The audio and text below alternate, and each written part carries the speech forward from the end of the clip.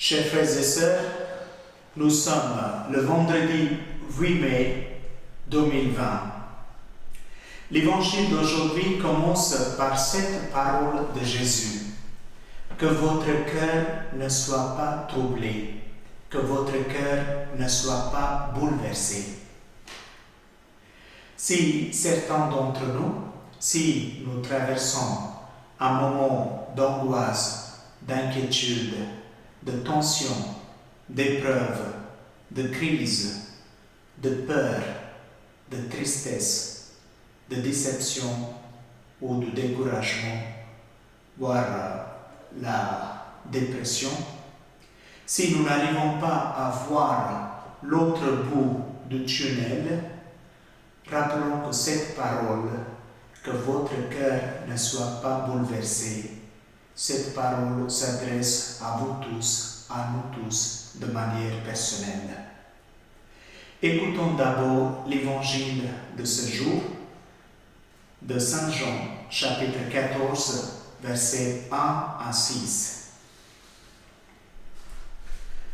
En ce temps-là, Jésus disait à ses disciples, « Que votre cœur ne soit pas bouleversé.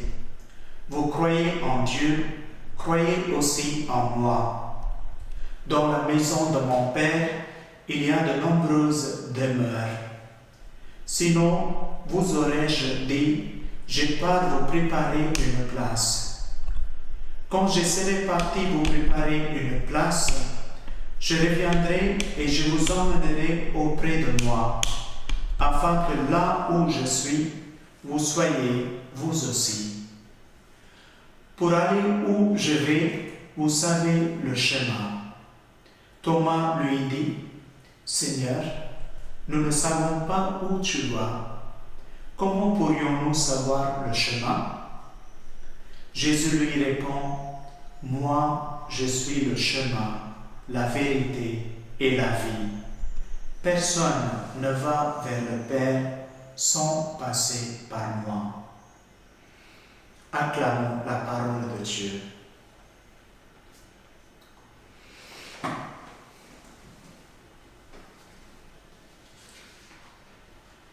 Que votre cœur ne soit pas bouleversé, que votre cœur ne soit pas troublé. Jésus adresse cette parole réconfortante à ses disciples dans son discours d'adieu avant sa passion et sa crucifixion. Pourquoi ? Parce que le départ de Jésus et la perspective de rester livrés à eux-mêmes sans leur maître font naître dans leur esprit une profonde angoisse qui risque de les submerger. Ensuite, les disciples anticipent leur peur et leur angoisse en pensant qu'ils seront orphelins. À ce stade, Jésus les réconforte en disant « N'ayez pas peur, gardez espérance et croyez et faites preuve de confiance en Dieu et confiance aussi en lui, Jésus. » Ensuite, Jésus leur parle de la maison de son Père et les rassure en leur disant qu'il y a beaucoup de demeures, beaucoup de places et qu'il leur prépare une place. De façon générale, le mot « maison » signifie un endroit de sécurité, de protection. Elle est aussi une place d'amitié, de fraternité et d'amour. Nous sentons vraiment chez nous dans nos maisons. Ensuite par l'expression « la maison de son Père », Jésus fait allusion au ciel, au paradis. Il y a beaucoup de demeures dans la maison de mon Père peut simplement signifier que dans le ciel, il y a de la place pour tous, pour tout le monde. Une maison terrestre devient surpeuplée. Une auberge terrestre doit parfois refuser le voyageur fatigué parce que son logement est épuisé. Il n'en va pas de même pour la maison de notre Père, car le ciel est aussi large que le cœur de Dieu, et il y a de la place pour tous. C'est ce que Jésus dit à ses disciples, n'ayez pas peur. Les hommes peuvent vous fermer leurs portes, mais au ciel, vous ne serez jamais exclus. En d'autres termes, on peut dire aussi, dans la maison de Dieu, il n'y aura aucune place pour discrimination par rapport à la couleur, à la caste, à la classe, à la langue, etc. Tous ceux qui gardent leur espérance et leur confiance en Dieu et tous ceux qui acceptent Dieu seront certainement accueillis dans sa maison, quelle que soit leur origine.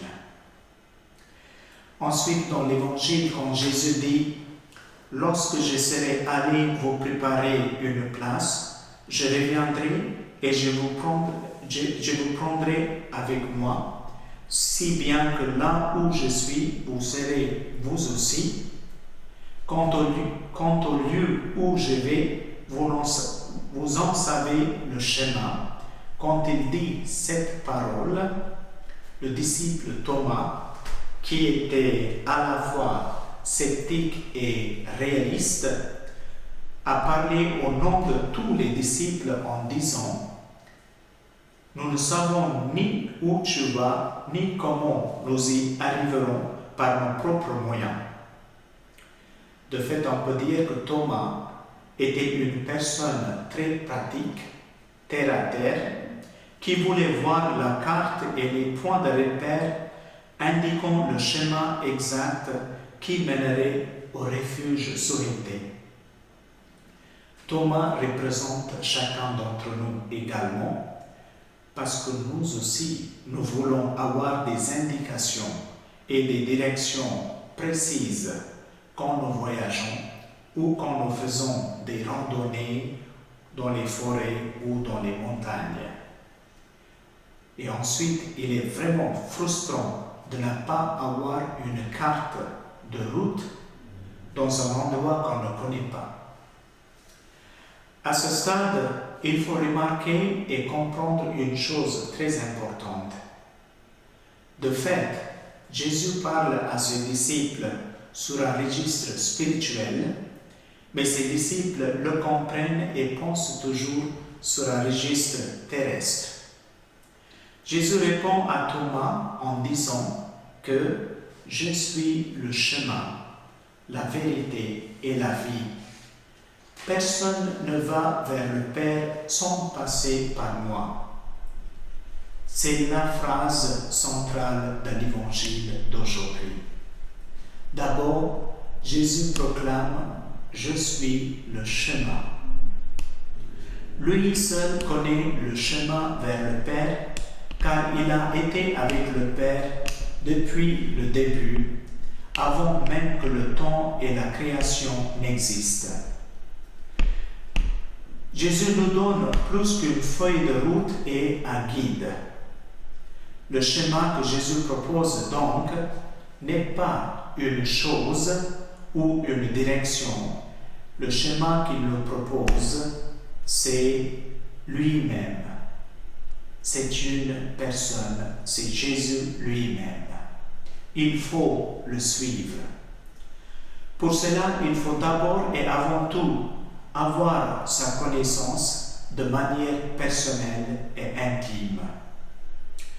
Ensuite, le chemin que Jésus propose, ce n'est pas quelque chose d'extérieur, de visible ou de tangible, mais quelque chose, ce chemin est quelque chose d'intérieur, au-dedans de notre cœur, d'invisible mais réel.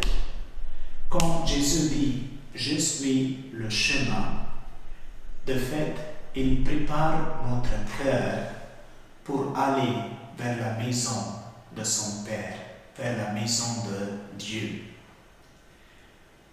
Donc, de notre part, il suffit d'accepter Jésus dans notre cœur et laissez nous montrer le chemin au fur et à mesure de notre vie.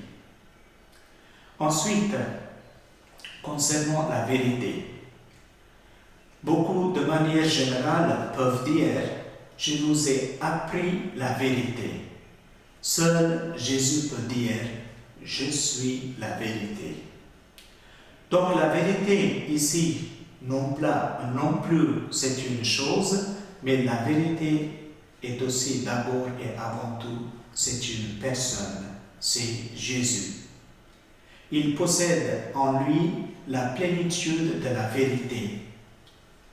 Il a promis à ses disciples que s'ils continuaient dans sa parole, ils apprendraient la vérité et la vérité les libérerait. Jean chapitre 8, verset 31. Donc la vérité que Jésus proclame a le pouvoir de nous libérer de l'ignorance, de la tromperie et du péché. Jésus incarne la vérité dans sa personne. Enfin, Jésus proclame qu'il est la vie. Jésus nous montre non seulement le chemin de la vie, mais il donne le genre de vie que seul Dieu peut nous donner, une vie abondante qui dure pour toujours, c'est-à-dire une vie éternelle. Je termine cette réflexion avec une intention. J'ai pris pour tous ceux et celles qui, aujourd'hui, essaient de trouver leur chemin, leur direction ou un sens dans leur vie. Il y a beaucoup de gens qui cherchent la vérité dans plusieurs domaines. Il y a des gens qui désirent avoir une vie d'abondance, en joie, en paix et en amour. Le seul chemin, la vérité et la vie, c'est Jésus le Christ. Je prie qu'ils se tournent vers ce Jésus et que Jésus leur fait découvrir le chemin, la vérité et la vie en abondance.